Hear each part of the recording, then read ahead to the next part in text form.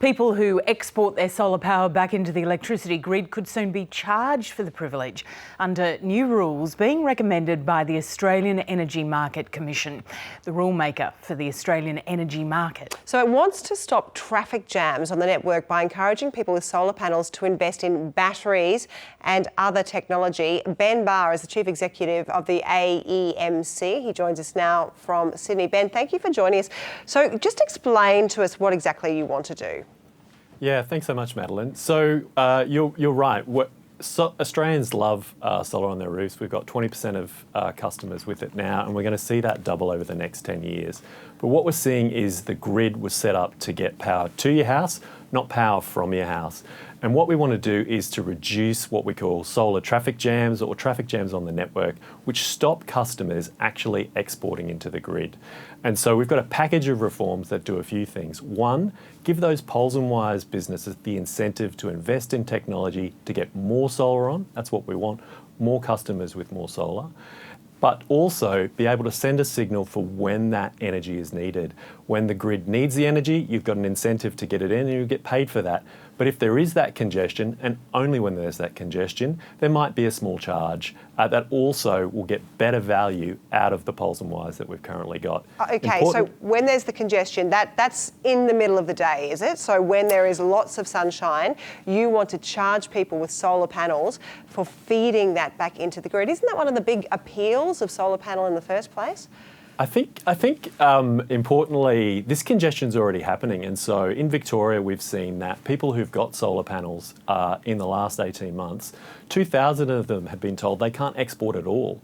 And that's what we want to avoid. Like actually not being able to export anything into the grid at all is going to hurt solar customers a lot more than giving them the incentives and the choice where they can benefit from when that power comes back into the grid. Isn't the issue then the grid rather than the solar panels? Isn't it better off investing in allowing that energy to flow back those two ways instead of that really last century one-way flow that you just talked about?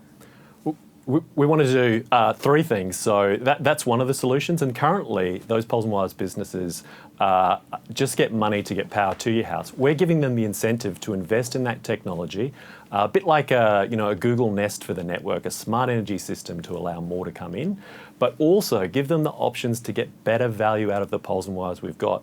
What we don't want is a solution to this being just more and more poles and wires, which everybody pays for, whether you've got solar on your roof or not.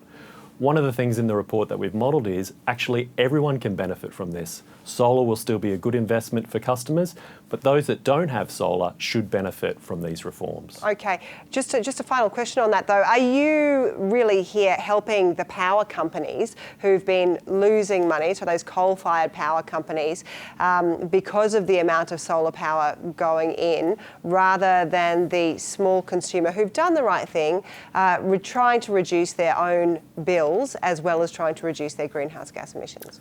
Not at all. We want more solar into the grid so everyone benefits, whether you've got the technology or not.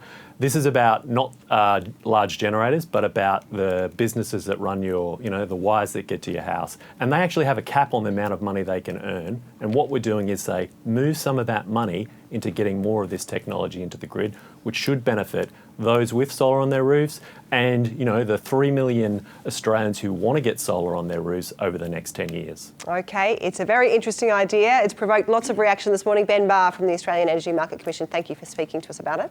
Thanks, Madeline. Sorry, didn't mean to chat over Ben then. I was just so excited to bring you some of the comments that people have been coming in with, and that's one of them when Ben Barr talks about people who might be over the next 10 years doing that. David has written in and said, well, I just signed up this week for an $8,000 solar system with the cost partly offset by government subsidy of $1,850 and an interest-free loan. But it makes no sense to be promoting solar take-up if I'm then to be charged for exporting excess power to the national grid. I think Ben's point there was that it would only be during those high usage periods, so in the middle of the day, and he did say it would be a small charge, but nonetheless it is concerning. Lynette says, how ridiculous, charging people for investing in renewable energy. It's unethical.